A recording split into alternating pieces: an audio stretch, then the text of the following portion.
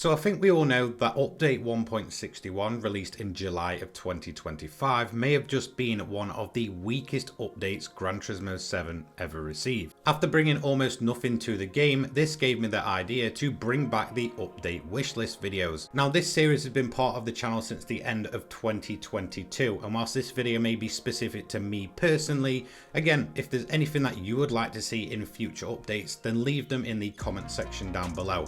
I'll be taking the 10 strongest and best points overall and compiling them into a community wish list. So before we get into the points, I'm trying to get this channel to 60,000 subscribers by the end of this year, and we are so incredibly close now. So if you want to stay up to date with everything Gran Turismo and motorsport gaming related, then feel free to leave a like, subscribe and turn your notifications on. Anyway, let's get to it. So let's begin then with number one, and I think this is perhaps the most obvious one of the bunch, and that's going to be a new track. Now of course there's no denying that GT7's post-launch track support has been incredibly slow and definitely not the best whatsoever. However, I am pretty sure that Polyphony do have things in the pipeline. Regardless of that being for maybe a future title or not, the best thing they could do at present to just get some hype back into the series is drop a brand new track.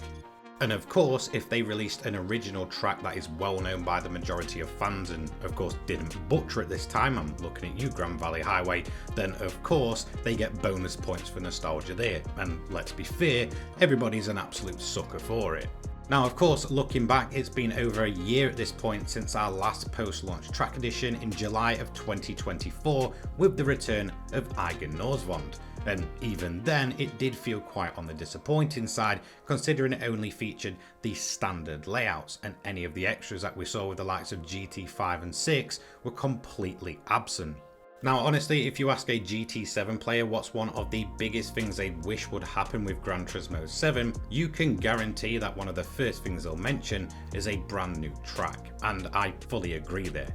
Point number two then, no more SUVs. Perhaps the most disappointing thing about GT7 in 2025 is the addition of an SUV or crossover in every single update bar one. And when it comes to the player base, they've never been well received. And in fact, to many car lovers like myself and most people that play Gran Turismo, they are the epitome of the worst of modern day car manufacturers. Another thing that really bothers me and the majority of players, bar one single model added in 2025 when it comes to the SUVs, which was the Hyundai Ioniq 5N, all of these post-launch additions for the SUVs and crossovers have been nowhere near a performance model, the majority of them being throwaway hybrid CVT transmissioned junk. Now in at number 3 is more of a quality of life one, however that is selling parts. Now currently the only way you can actually realistically sell all of those parts that you've earned on tickets and such is to attach it to that specific model that you may not want and then sell the car again.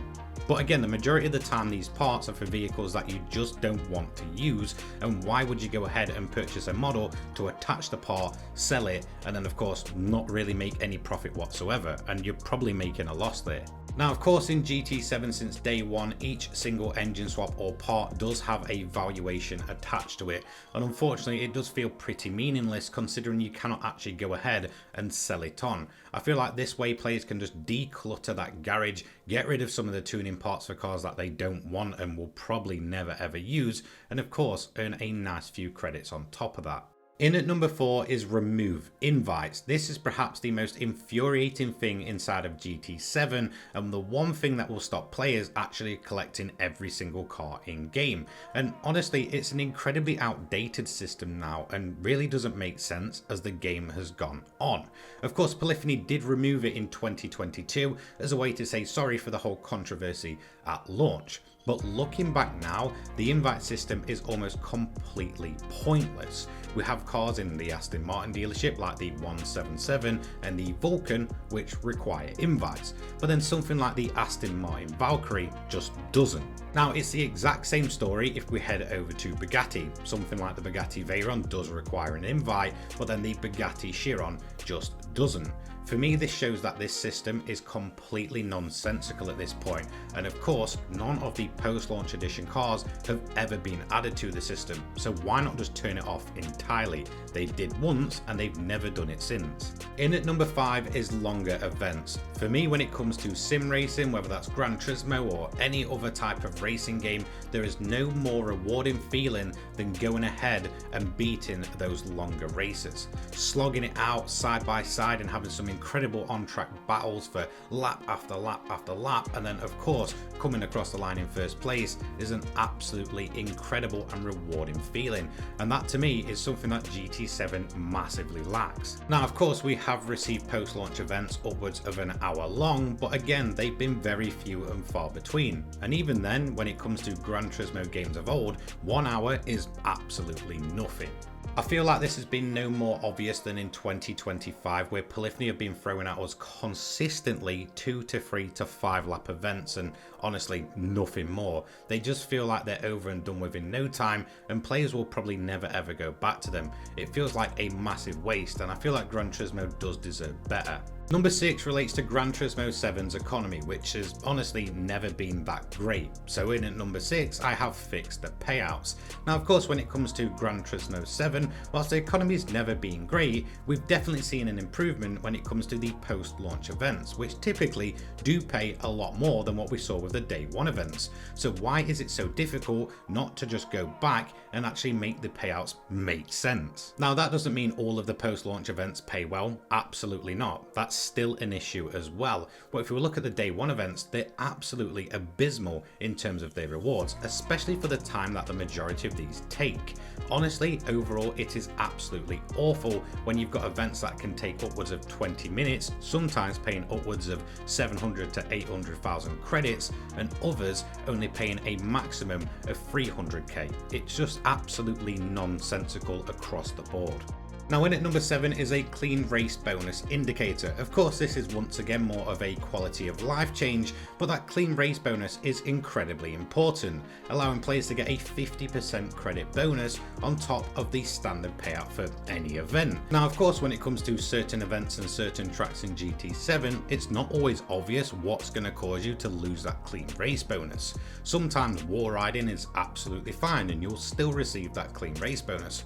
Other times it may lose at you, so it's really all over the place, and I feel like just a little indication that you've still got it would go a massive way. Number 8 once again is another quality of life one, but this time it's fixed the custom weather. Of course when it comes to Gran Turismo 7 at specific tracks you can enable custom weather, meaning that you can customize it to your heart's content, whether that's racing in a multiplayer lobby with friends or of course racing the AI in custom races. You can pretty much entirely overhaul the weather, but there's a massive problem with it. 9 times out of 10, it doesn't work as the way you've actually set it out, and it can be incredibly infuriating. In fact, a lot of the time the weather will just appear at the side of the track and then just disappear itself once again. So a fix for this, what is seemingly a small issue at first, could again go a long way to making custom races and multiplayer rooms just much better overall. Number 9 once again relates to the GT7 economy, and that's got to be adjust the prices. Now Gran Turismo 7 has always claimed to have realistic car prices, mainly because of the Haggerty collection and the Legends car dealership, in which prices of cars can go up and down depending on its real world valuation.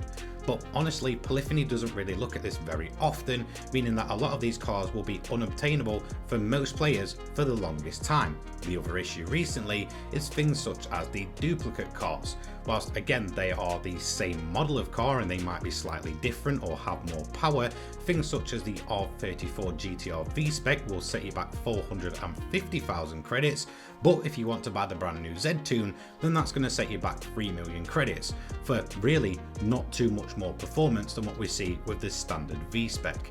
Again, sometimes it's just better to gamify these car prices than try and make them realistic and of course unobtainable to players due to the actual economy itself being a little bit more on the busted side. And my 10th and final point is listen to the fans. When it comes to Gran Turismo 7, it feels like almost everything that players put forward falls on deaf ears. And that's never a good thing. In fact, listening to your fan base can massively improve your product and of course massively improve your public relations with your fans. And Polyphony just don't seem to do this. They give us no insight to where they're going with the game, and of course the only time we've ever had any insight, a lot of that again just never appeared. Things such as the 24-hour endurance races we were promised have yet to actually be received in Gran Turismo 7, and it's a massive shame. At the end of the day, it's the fans that made this series so massive to begin with, and of course they do well